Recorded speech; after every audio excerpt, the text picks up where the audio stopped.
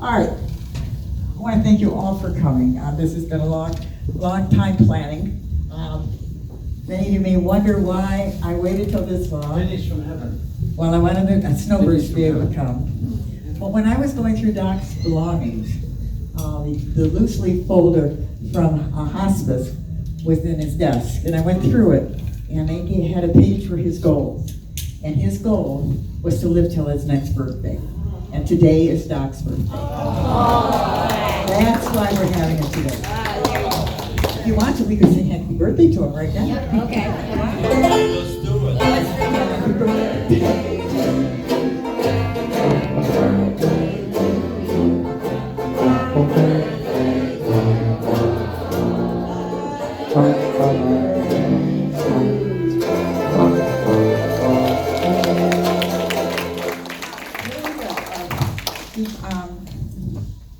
Before I get started any further, you will see some 3x5 cards on the table. And if you would like to jot down a special memory you have with Doc that you could share after the presentation, or you can leave it on the table for us to read after you've gone. Is it deal? Okay. When Doc reached a decision, and we talked about the fact that he was not going to bounce back this time. I don't, many of you know how many times Doc has bounced back from his health problems. But he told me, Susie, I'm not going to be able to do it. And as much as I was upset about that statement, he was not, let's face it, he didn't have much of a life. He couldn't play music anymore, he couldn't golf. And so we decided, I said, well, how do you want to do this? You want to have a funeral? You want to have a church thing? And we started talking. And he didn't join a church when he moved to the villages, so he didn't have a church family. And I attended a celebration of life for a dear, dear friend that was held in this very building. And I liked the celebration of life style, okay? We're gonna have some fun today, and that's what Doc would want. He doesn't want any tears, he wants it to be a happy occasion. He knows he's in a better place, and he was ready, folks. He was ready. So, nice friend here helped me do this and told me how to go about it. And so today we're going to have this beautiful celebration of life, and I'm going back to day one with him, okay? Pre-one, that you'll get to learn all about my brother's life before he came to the villages and after, okay? All right, second. I need a second. Right. The one thing, I just forgot, the one thing he said, I suppose, he said, I don't want you talking about me when you're gone. And I said, Doc, how can we have the celebration of life without talking about you? So in honor of his statement, here we go. Please don't talk about me when I'm gone.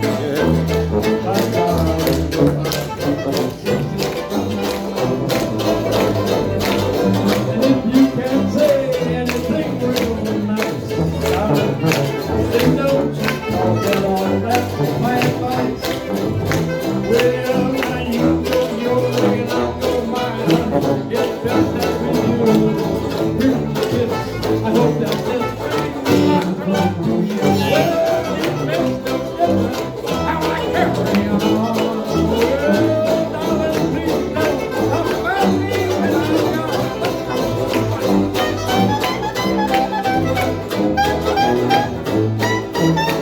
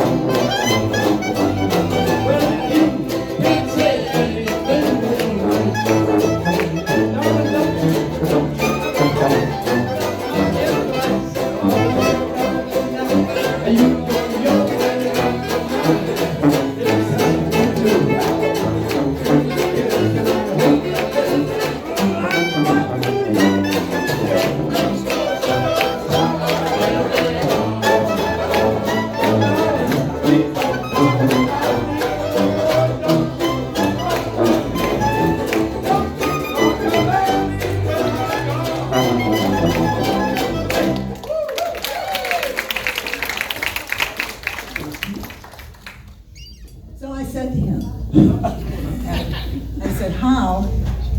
I said, how can we not talk about you when you're gone? Because this is what it's all about.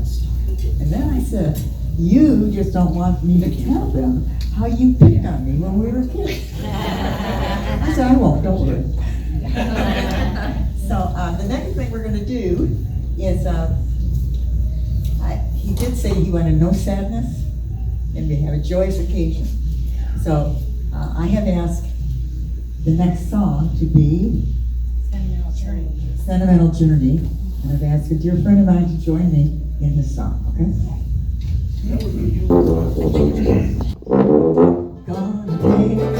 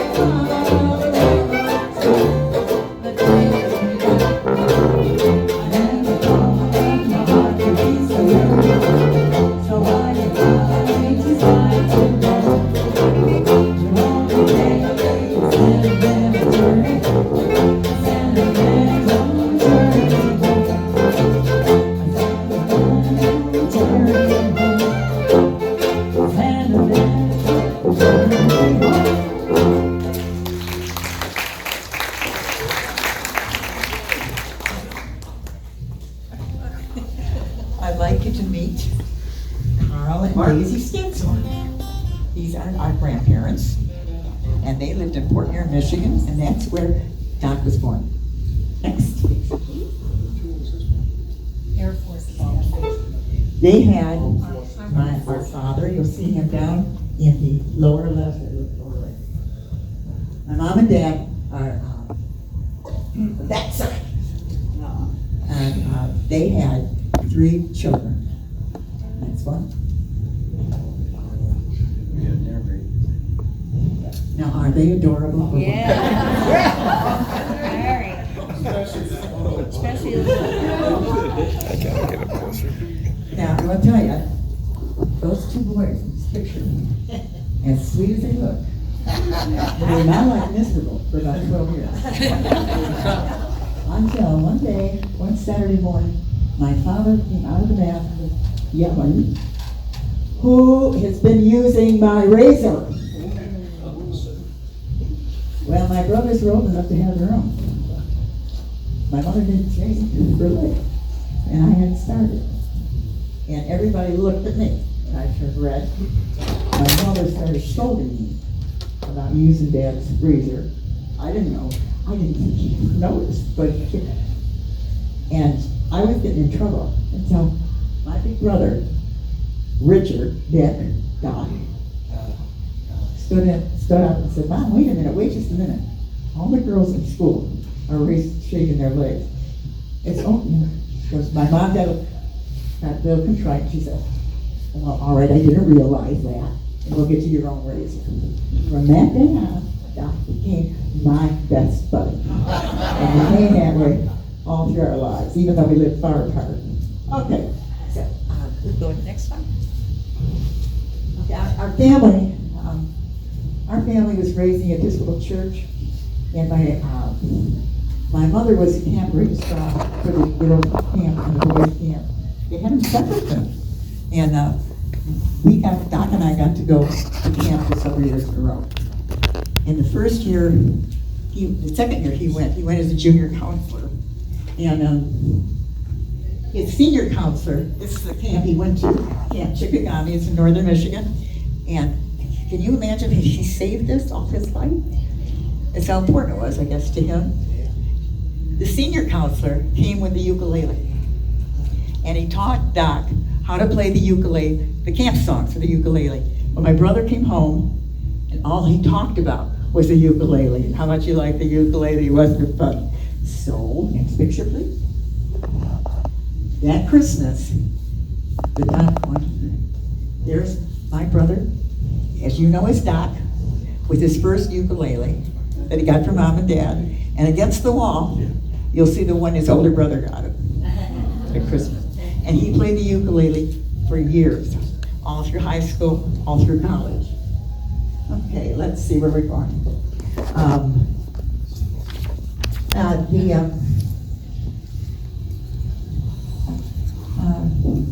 Believe it or not, next picture. This is our older brother, Carl, or Coley, he was 9 years older than me, 3 years older than my brother, Doc. And Doc and Coley shared a room their entire life. Believe it or not, when Doc entered high school, he was very, very shy. And Coley was an extrovert on the football team, lots of friends. And he belonged to a high school fraternity. Next picture, please. And there's the Fanatics was the name of the fraternity. And he brought Doc to a meeting when he was in 9th grade or first part of 10th grade. And these guys brought Doc out of his shell. And they just kind of adopted him, and they all became very good friends all of their lives, so, throughout their life. And so, next picture, please. There we go. Okay, now this is a picture from prom, high school prom. And that's Doc, Polly Talon, and Frank Skinner. Now, Polly moved away and got married right after high school. Frank, my brother and Frank went all through college together. And they remained friends to this day. They contacted each other once a month over all these years, and Doc would go back to they were in fraternity together, and he would go back to the fraternity reunion every year and see Frank. This next picture,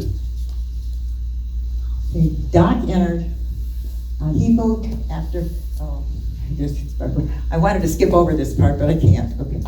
In 1959, we had several things happen in our family. Doc graduated from college. I graduated from high school. In December that year, our dad worked for the Chrysler Corporation, which was going through a big upheaval, and he was laid off at the age of 50, 23rd of December. And worst of all, New Year's Eve that year, our brother Cully was killed in an automobile accident. And so, which of course had a horrible impact on all of us, but I do believe that it really impacted Doc very, very deeply. And it never occurred to me until recently, going through all this history and stuff. But anyway, fast forward it to this June of 1960. Doc's friend from high school had gone out to California and come home to visit his family. And he and Doc went out to dinner.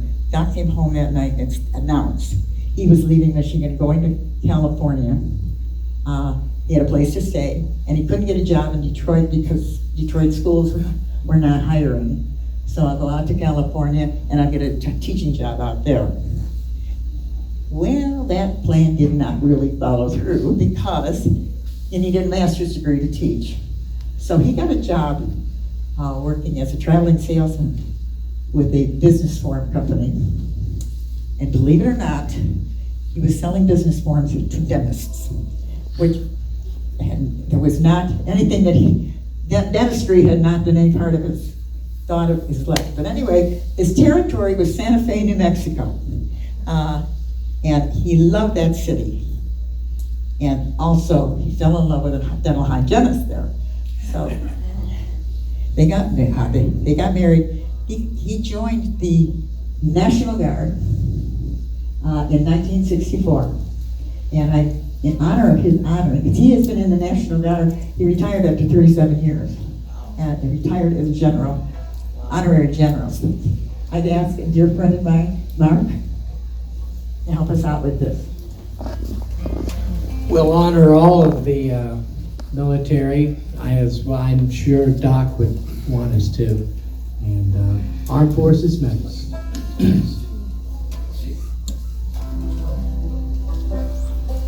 Give me C. United States Army. Over hills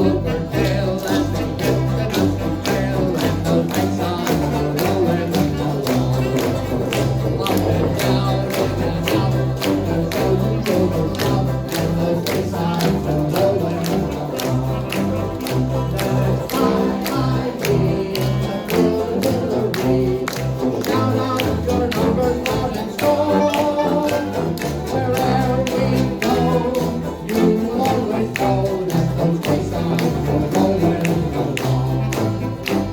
United States Navy. Standing out to sea on our battle cry. We'll never change our course, so vicious those earshot of but TNT anchors away. Sail on to victory and sink to danger's array. United States Coast Guard. Marching song, we sing and sea through service and power. I shall our purpose be. Send us our guide, our fame, our glory too. We fight to save fortune and like the guard we are for you. United States Marine Corps. From the halls of Montezuma to the shores of Tripoli, we will fight our country's battle in the air, on land, on sea. First to fight for right and freedom, and to keep our honor clean. We are proud to claim the title of United States of United States Air Force. On we go in the wild blue yonder, riding high into the sun. Here they come, soon to meet our north. And our boys give us a gun to bear the gun, down tonight, standing our king under. Up and one, hell of a roar. We live in fame, we're down with flame, ain't nothing can stop the U.S. Air Force. No, nothing can stop the U.S. Air Force.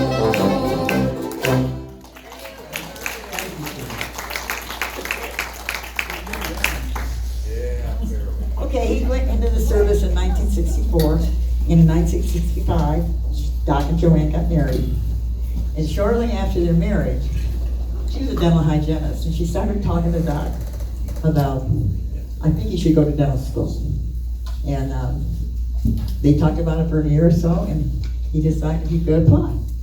Well, he applied, and they told him he needed to take some science courses. So, and then reapplied. So he quit his full-time job, and he got a job as a, he was a substitute teacher and also a disc jockey at the local radio station.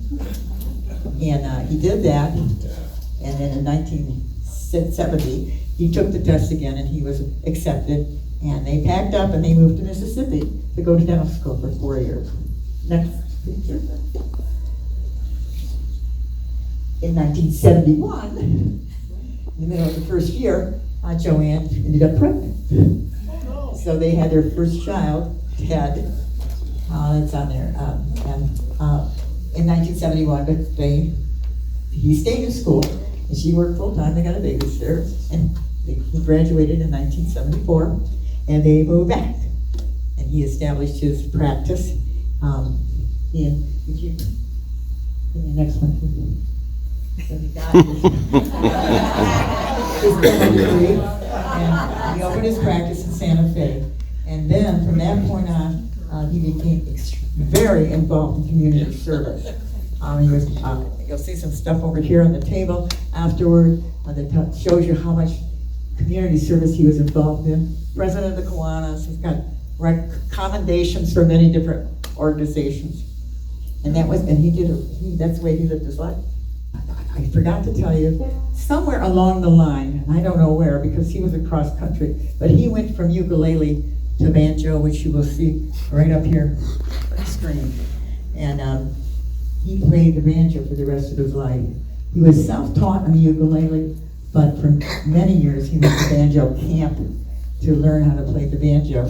And in fact, in 2017, he went to Preservation Hall, and his certificate, Preservation Hall's on the table over there.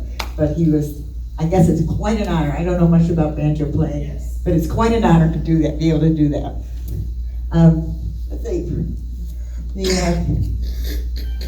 Doc ended up marrying twice, and he had three stepdaughters that he raised from a young age. And all of them have sent me, including their mother, have sent me something that they would like you all to hear.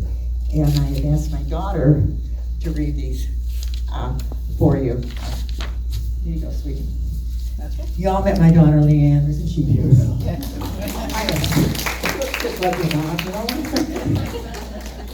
right, thanks. Hello, everybody. Thanks for coming today. And one thing I do want to say, and I think Mom, you were going to point it out, Ted, his son Ted was not able to be here today, but he wanted to be here. He's dealing with some health problems that have kept him out west. So I just want to do a shout out to Ted. Wish that he could be joining us today. And just so grateful that Doc's second wife, Maggie, that she and her daughters, they sent some really lovely, thoughtful messages.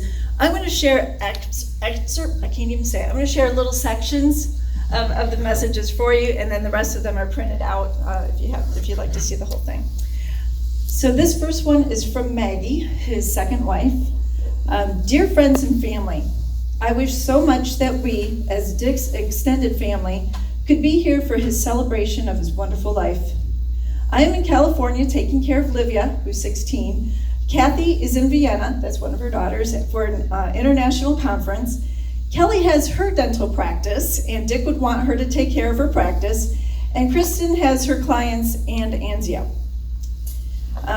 She wanted you to know that Doc adored his son Ted, as well as his three stepchildren, Kristen, Kathy, and Kelly. He relished the accomplishments of his four grandchildren, Livia, who's 16, Anzio, who is 7, Rylan, who is also 7, and Reagan, who's 5. Doc was a man of strong convictions, proudly identifying as a Republican. Oh my, really? I never would have guessed. He was a stalwart defender of his beliefs and a champion of the values he held dear. His dedication to his principles was unwavering, and he lived his life as a true patriot. But beyond his political learnings, Doc was a man of honor and integrity. We all saw what she saw. He was a devoted husband, father, stepfather, grandparent, brother, and uncle, and friend. That is from Maggie. This next message is from Kathy, one of his 3 stepdaughters. In loving memory of a remarkable man. Doc was an exceptional man, and there are several memories that truly capture his essence. One particular trait that stands out in my mind is his unwavering display of chivalry. Whenever we gathered as a family, he would always rise from his seat, as if on cue, whenever his daughters entered the room. He never skipped this and would make any man in the room do the same. I can see that. It was a simple yet powerful gesture that showcased his deep respect and love for us. This act of kindness and consideration reflected his true nature as a gentleman, and it left an indelible impression on me and how I should be treated and respected as a woman. It served as a constant reminder of his unwavering commitment to his family and the values he held dear. Another cherished memory I have of him is his continuous and gentle teaching. He had a remarkable ability to impart wisdom and knowledge without ever making us feel inadequate or overwhelmed. That is from Kathy. Kristen. Through the years, Dr. Love's unwavering support was evident as he attended my cheerleading events during high school, stood beside me at the University of New Mexico, and even when life took an unexpected turn, he forgave me with grace and understanding when I had my mishaps, like the day I accidentally wrecked his beloved sports car. That would have been a fun conversation with Doc. His wisdom extended beyond academics and into the realm of life's lessons. He offered invaluable advice on matters of the heart and instilled in me a profound sense of self-respect. Dr. Love had an extraordinary ability to stand by my side, unwaveringly supportive, regardless of the troubles I encountered. Even after he relocated to Florida, our connection remained strong.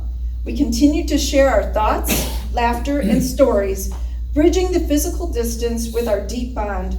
Now, as we bid farewell to Dr. Richard Stenzhorn, we do so with heavy hearts, for we have lost a truly remarkable soul. That's from Kristen. And from Kelly. Doc was a dentist in Santa Fe for 38 years and allowed me to work in his office at age 11. I instantly fell in love with the profession and knew I wanted to be a dentist just like him. My favorite memory is the day I graduated from dental school and he got up to stand up with me on stage and hood me as a dentist. She included a picture of that one too. Let's see that. That is from Kelly. And since I have the microphone, I have my own little thing that I wanted to share.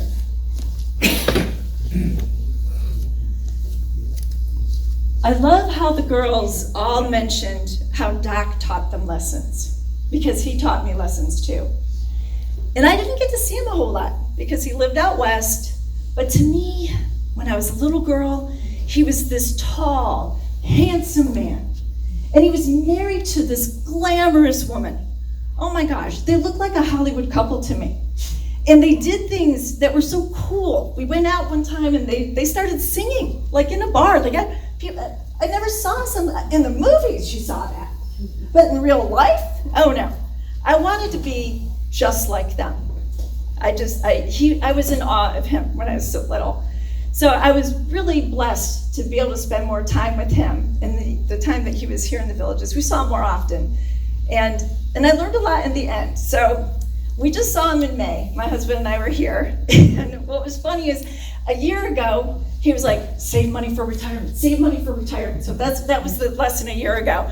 In May, it was spend all your money. Don't wait, take the trip, indulge yourself. So my husband and I, oh, okay. You can't argue with that at all. Another thing that he shared at the end of May, just so you know, he was well read, right? This guy was always reading. His absolute favorite book, he said, hands down, is Where the Crawdads Sing. So you haven't put it on your reading list or your Audible list, if you're listening to books on tape, hands down his favorite book ever, so I took note of that. But another important lesson he taught me was to take the picture. Take the picture, and I'll tell you why. This is Doc's. Now, ladies, we all know how much we love a long man's shirt. We can wear our leggings. It will cover us when we're a little chilly. This is a nice light denim.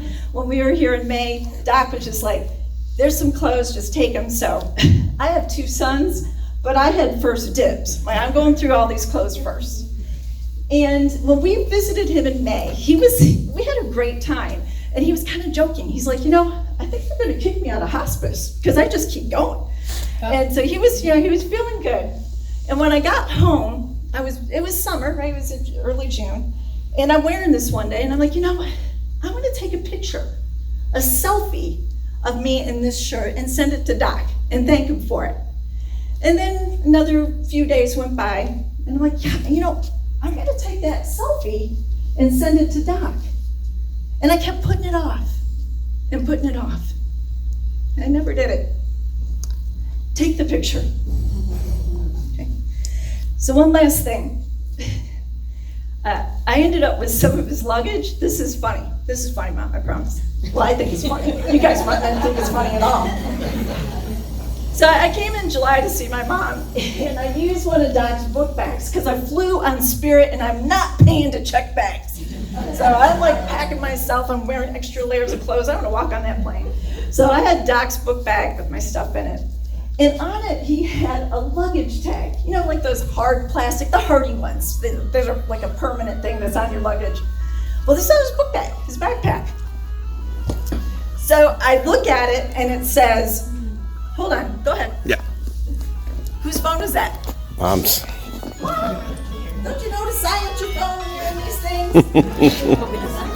Yes. Oh, come on. Come on, come on, come on. That's what you do. So I get this book bag of Uncle Doc's, and it's got this luggage tag on it, and it says, you know, in his handwriting, Dr. Richard Stenzhorn, Rhodes Scholar. Rhodes Scholar. R-O-A-D, Scholar. Road Scout. So I look at it and I'm like, Uncle Doc made a joke, right? Here's what cracks me up even more. This is not checked luggage. It's his book bag. So he made a joke to crack himself up because he was the only one that was ever going to see that luggage tag. So I saved it. I mean, how could you let that go? But it was a great little discovery when we were going through things that he had shared with us. So again, just thank you all for this amazing music that you guys have brought, and really the stories that were shared were wonderful. I wish I'd met the girls. I've never met the girls. I met their mom. That's it. I will hand it. Brian, did you want to say something? Oh, not after that. Yeah. I'll quickly. You're not. Doug, You want me to film you? No, it's all right. Oh, right. You just think I can't do it. Yeah, see, I'm a behind the camera guy. All right, so, yeah, right, take the picture, okay. Take the picture.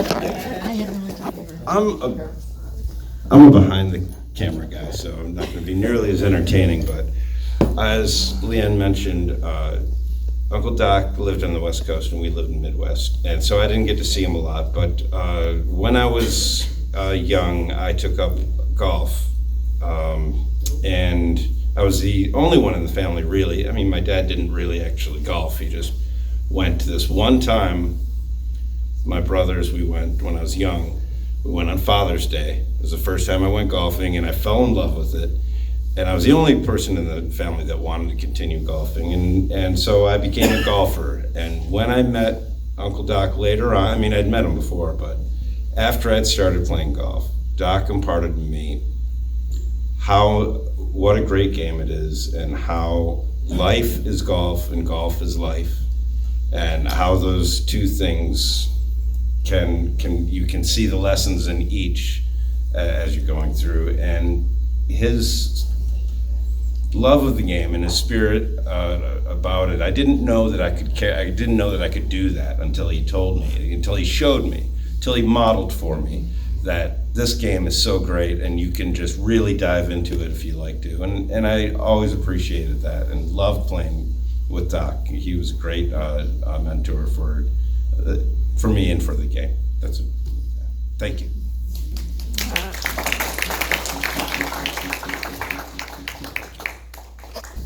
Perfect. Here's his golf hat, and I have, you're not gonna believe this, but I actually have found a fella here in Starkeys that's gonna sing a nice golf song that we wish I had. Mr. J? Yeah. It's called 18 Holes. Yeah, give me a dong, dong, and you can do this.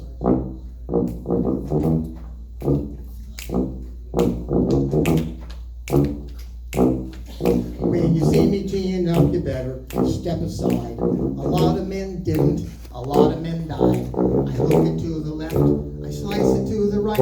I'll be looking for that ball until the dark of night. Play 18 holes, and what do you get?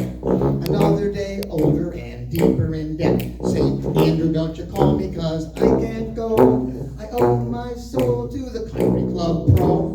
If I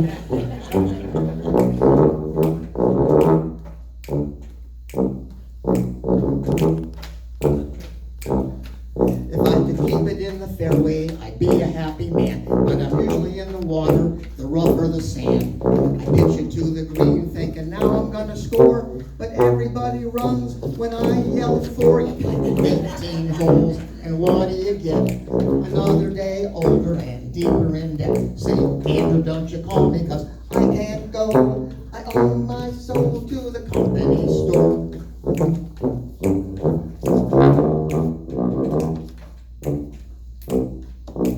Bonifay, Mallory, Havana in the rain. Golf is my life, but it sure is a pain. I left my wife and bought a car, 'cause I got the call.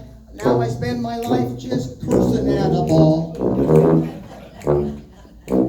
You play 18 holes, and what do you get? Another day older and deeper in debt. Say, Andrew, don't you call me, 'cause I can't go. I owe my soul to the company store.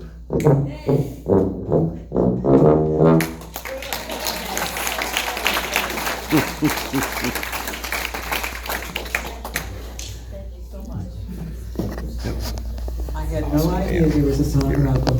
And they went online, and this song was sung online by John Denver. So, I called our fellow, the head of our music, Mr. Bill Rump. I said, do we have 16-ton song on our music? And I said, I found a golf song it's all about. And he said, 18 holes, and Jay sings it. And I,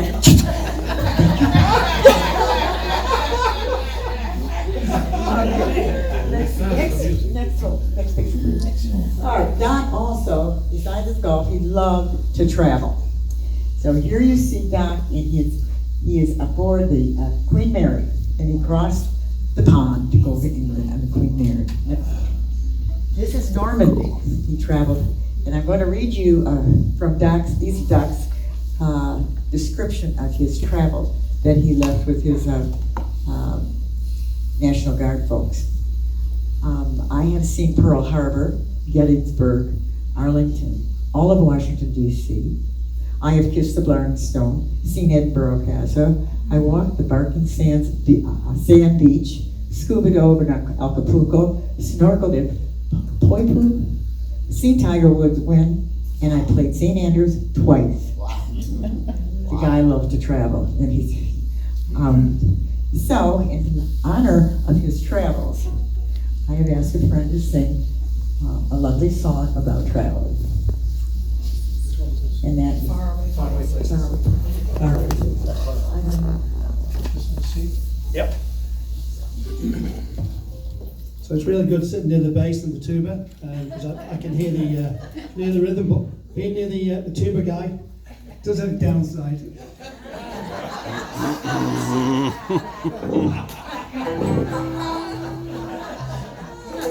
Would you give me a C?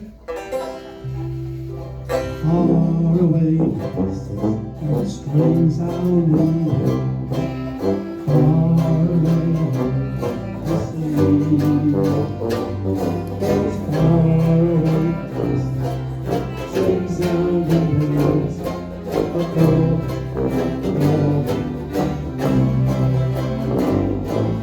Going to try, maybe someday.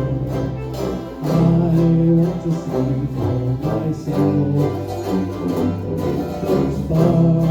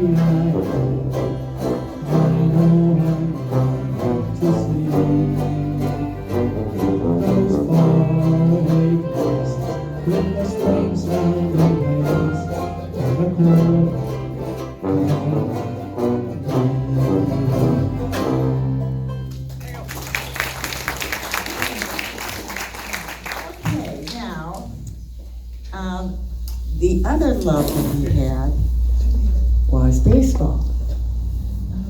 And so I have asked one of our friends to celebrate his love of baseball and come up and sing a song. And you can see. Okay, now, one thing, sing along, but whatever you have to do, bite your tongue or whatever, but it's root for the Tigers. Not the Yankees and not the Cubs, the Tigers.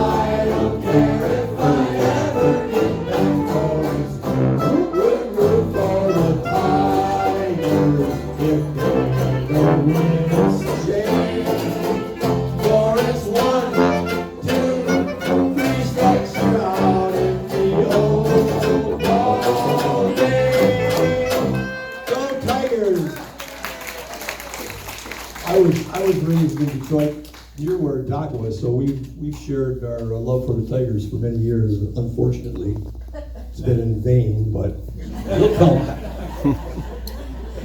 Winning or losing, he was right there rooting for him. Okay, now, talking with Doc's friends, many of you, and even in the letters from the girls, okay, everybody would remark on how knowledgeable he was. What a gentleman he was. And when I moved here and started playing with Doc golf on Sunday, our dear friends, when we were riding in the golf cart, and whenever we passed a golf cart that had a woman in it, my brother would tip his hat. And I looked at him and I said, well, that was really nice of you. We need another. I said, that was really nice of you. I said, you don't see that much anymore. We really don't. And he said, I was taught to be a gentleman by my father. And I made sure, and when I messed up, I heard about it. So I've held on to my lessons on being a gentleman all of my life. I would like you to meet his father that taught him to be a gentleman. And this is the gentleman that his man taught to be.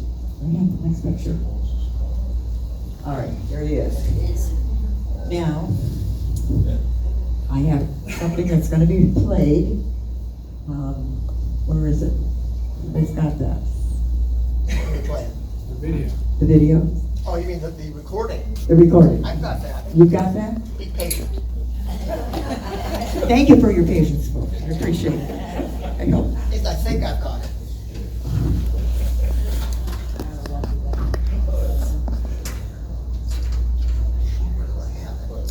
I guess this is going to point out that not only was he a gentleman, but he knew how to have fun too. At no one's expense.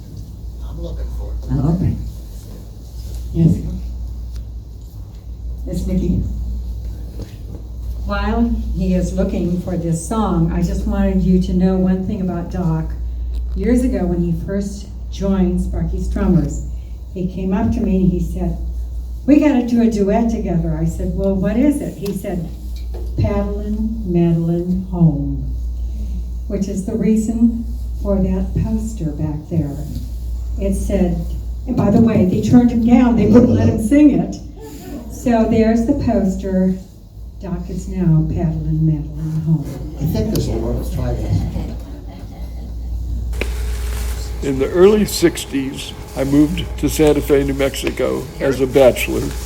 I hung around with all the young bachelor crowd in Santa Fe at that time. I was a salesman for a company called UARCO Business Forms.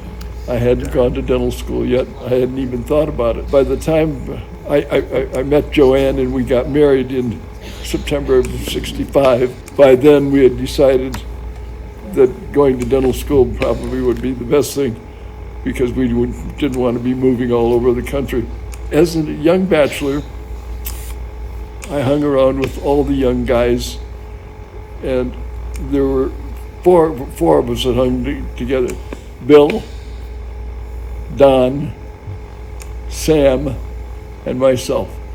Bill and Don were partners in an oil excavation company in the Permian Basin of New Mexico.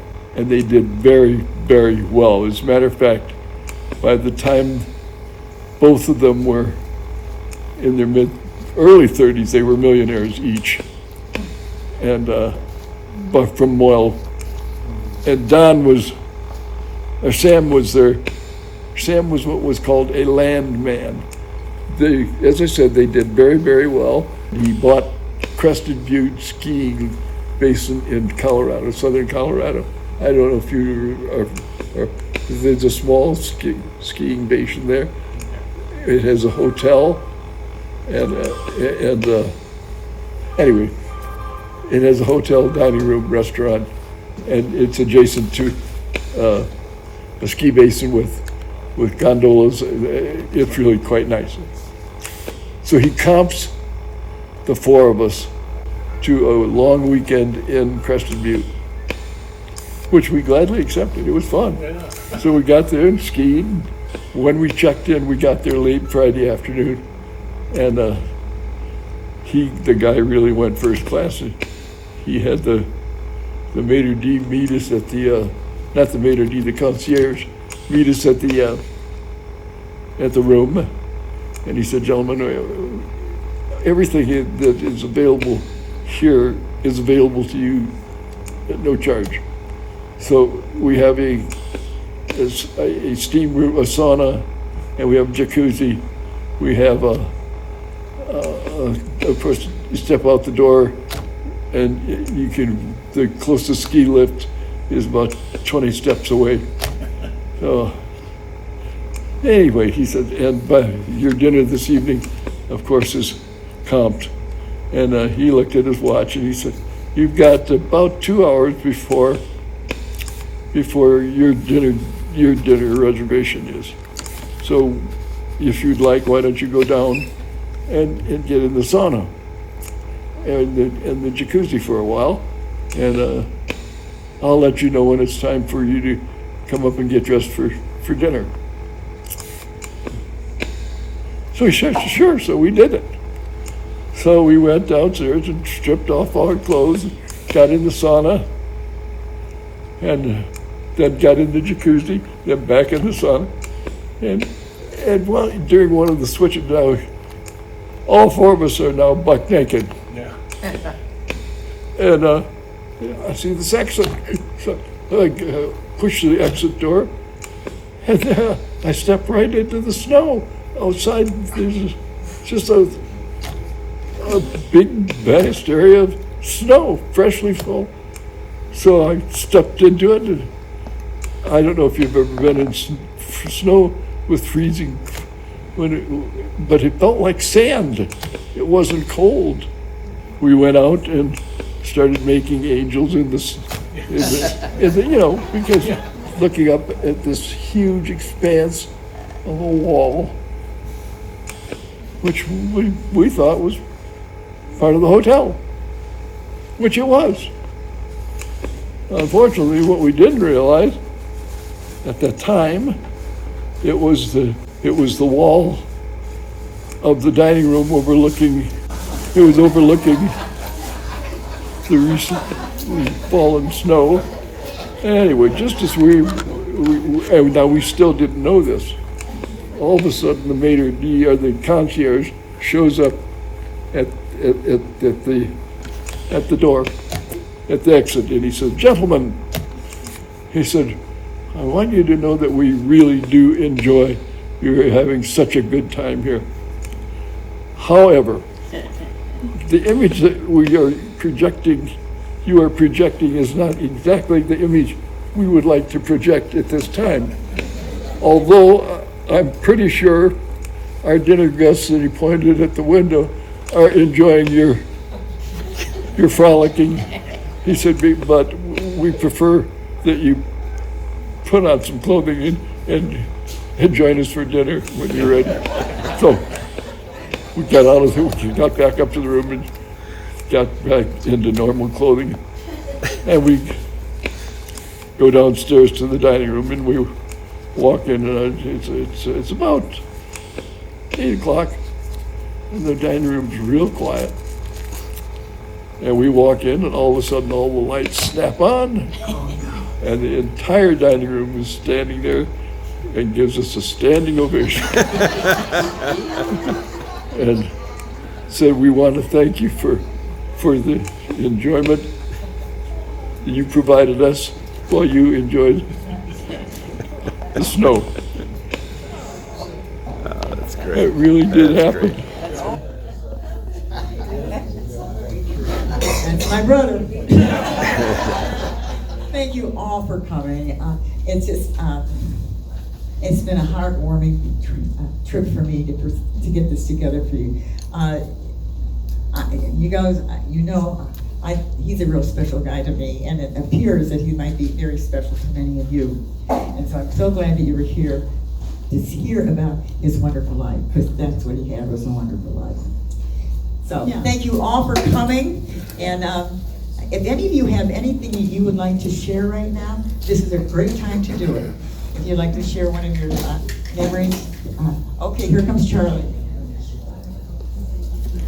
I never even told you this. Okay. I never told anybody this. Okay.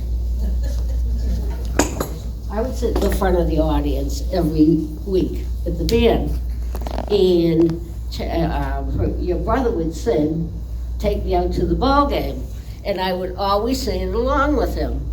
And I would do the whole thing, 1, 2, 3, you're out, at the ball game. And he never said anything to me, ever.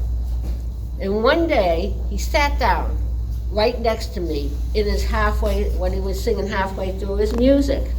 And he said to me, "I want to thank you, because every time I sing about the Tigers, you call the Tigers as your favorite team. And I know you're a Red Sox fan." And I said to him, "That's true. The only thing is, I'm more of a fan of you, Doc." So. Anybody else? Anybody else have anything they want to share? Hey, Susie. Yeah, good. So my name's Phil Cool, and I got to play the banjo with Doc.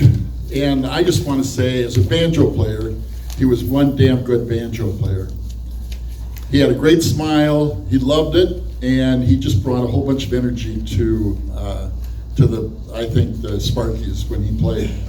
And I know on behalf of all of us, we're going to miss Doc at Sparky's Strummers.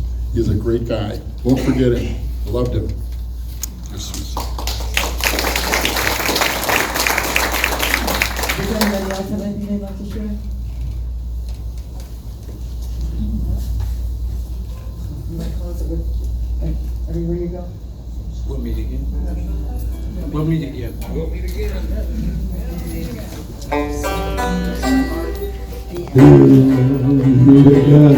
I don't know where and I don't know when, but I know we're gonna meet again some sunny day. So keep right on smiling through, just the way that you always do, till those skies got a dark cloud far away. I'm going to say hello to all the folks that I know, and tell them that it's all. Sunny go, we were all singing this song. I don't know where and I don't know when, but I do know we're going to meet again some sunny day. Come on, play for us.